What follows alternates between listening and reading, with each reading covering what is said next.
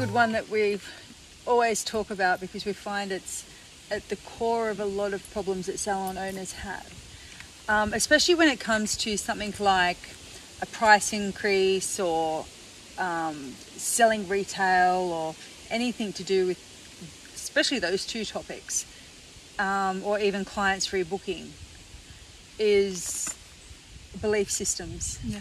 And owners' own limitations in their mind that's holding back their business or holding back things from happening. Can you explain to me the process around how you help salon owners, I was going to say break those limiting beliefs, but really you're not really breaking them, you're just showing them a different perspective and letting them choose to change their mindset. Yeah. So I think when it comes to, retail and all those kind of things, the problem is in their mindset is because they think they are selling. And I don't want to push people, I don't want to sell, I don't want to give them what they don't need. But the problem is, if you think of this way, you're actually limiting your client. You don't give them the information what they need. So the way you need to think and change your words, instead of selling, you are actually problem solving. Yep. So I always say, would you be happy if you would go to the doctor and you have a problem and the doctor would holding back information from you because he thinks, Mike, you can't pay for the medication. And I just don't give them, that option because I just give them the cheap medication. So it's exactly the same, like the doctor actually going to give you the best solution, going to give you the best options. And there you can go home and think about it, what you're going to choose. But it's exactly the same for your clients, like you're professionally, you should be able to problem solve your client, find out what is the problem and give them the solution. And figure it out, like what they're doing at home, is nothing wrong with it when you actually asking, all right, so you just mentioned to me, you are using professional product on your hair, but you said to me your hair feels really brittle and dry. So the reason for this, because the professional product what you are using is actually not the right product. So who told you? I always say, who told you to buy this product? And sometimes they say, oh, my hairdresser 2 years ago. And here is the problem, here is the problem, here is when you problem solve for your client and you're going to tell them, yeah, so that shampoo was a solution for your problem 2 years ago. Yeah. And you just keep doing exactly the same, and that's not going to be that's not going to be a solution today. Yeah. Because if that shampoo would solve your problem, then you wouldn't have dry hair. And normally when you take your time and you explain it to them, it's not selling. No. It's actually problem solving, and you just make them to realize, although they buy it a little bit cheaper or online or whatever, but even if it's professional, it's not necessarily going to be the product what they need. Yeah. So it's basically just to understand this is part of your job, to actually help them to understand what they need. And I honestly don't know many clients that, if they're stylist and they completely trust their stylist or their beautician or skin clinician or whoever, I don't know that many that actually go and jump online to go and buy that product. Mm-hmm. Because one, they respect whoever's doing the service, and two, it's right there at the time. There's only a small percentage, and I think it's because that small percentage pops up, like that's the one you take notice of, that you start going, oh no, they just buy it online. Yeah, and there's so many times that I hear, oh, I educate them and then they go somewhere else to buy it. So I always say, yeah, but then you didn't do your job right, because you didn't give them the value why they should to buy it from you. And it always comes to, did you explain to your client, just because today I give you a product which is going to solve your hair problem today, maybe next time when you come back, I'm going to move you to another product, because hopefully by that time, this product started to work, so you won't have the same problem. Yeah. And you're just going to keep moving them from one product to the other product. But if you fail to actually explain to them, they won't understand. And the funny thing you say about like moving them from one product to another, and people, a lot of the time would, then their first assumption is, see, you're just changing products to sell them something different. But my answer to that is always, you ever heard a client say to you, my hair gets used to it and it no longer feels the same? Yeah. And we don't know why? Because you need to change product, but it's just educating your client on everything. And also, you know, like I always mention, don't get disheartened if your client doesn't choose to buy on the day.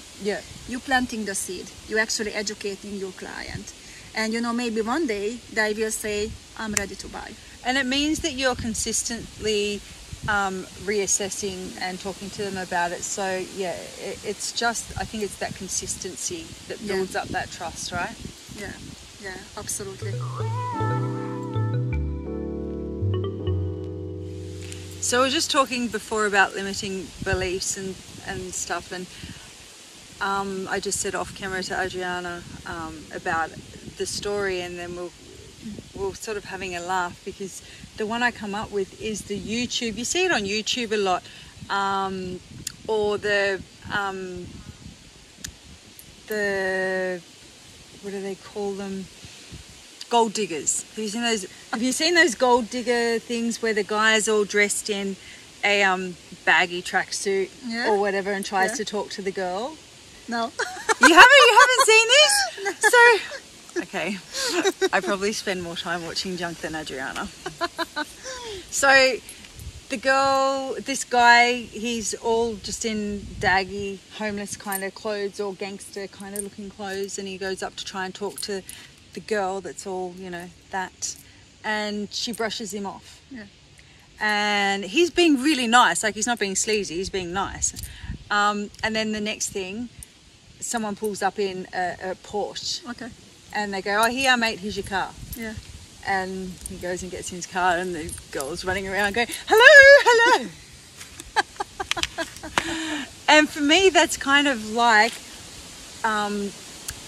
when you put limitations on the person sitting in the chair because you don't think that they can afford buying that retail product. You decide for them. Without actually letting them to decide where they want to put the money. Just because they don't dress the way you think, you know, like wealthy people should dress, or maybe they drive a more crappy car because that's not their interest to have, you know, whatever car you want to think of yourself, and you decide for your client that they don't worth it to actually, they don't worth your effort to explain to them what they need. So yeah, I think it's and especially with old ladies, it's many times happens, you know, like everyone teases them, you know, like Mary just came for the set, and they don't even think of a treatment. And Mary never asks for treatment because she doesn't know it's a treatment available, because everyone is judging, you know, like she never would spend money on treatment. And one day you have a new team member with no limitations, nothing, and asking, would you like to have a treatment today because your hair is so dry? And Mary would be very surprised and say, oh yes love, I absolutely would. I didn't think I can have a treatment. And that would be something, you know, like what we really need to be very careful about, to actually limiting our clients, not giving them the information just because we think we wouldn't spend money on it. And it's funny how many times you have someone come into your salon and go, oh, look, I've been going to my hairdresser for 20 years and I always walk in, I don't have to say a word, she just knows what I have. But I'm really bored with what I have, so I want to change. Can you do something for me? Can you do something different for me? And I know even for ourselves, like when it's the second we sit down in the chair and we go, oh, I want to change, do something, and then someone says, okay, well, what do you want to do? I don't know. Get your wand out, do something. I want something different. So I feel like those limitations, when we're not each and every client asking them about, are you happy? You know? Or what challenges do you have with your hair at the moment? Or the worst, what could happen, you know, by the time, you know, like Cathy came to the salon, we already mixed the regrowth color. How many times has that happened? How many times has that It's happened? already there, so Kathy doesn't even have a choice, you know. So she Kathy's just getting sits that, there, yeah. she just gets the same color. So it all comes back to consultation. Yeah. And yeah, the danger for, you know, like giving all the time the same to your clients is you're going to lose them one day, because one day their friend going to come out from a hairdresser with a beautiful hair, very different, and then your client will think like, I want something different. I'll go to her. I go to her hairdresser. Instead of, if my hairdresser asks me every time I sit down in that chair, are you happy or would you like a change? Yeah. You know, like, Yeah. Or I was thinking about, you know, like maybe in the future we could put some foils in your hair, because for summer it would look amazing on you.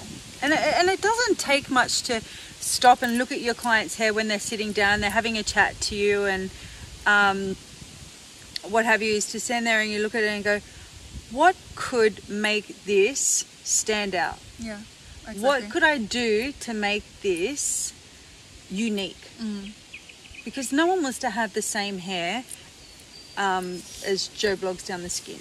Yeah, exactly. Down the skin. You know what? I was thinking of makeup at the same time I said Joe Blogs down the skin. Anyway. See, this is where I get really easily distracted by. I was thinking, oh yeah, beauty products. What foundation do I need for summer? Sparkly, shiny things. Finisher. At least Andrew can bring me back to point.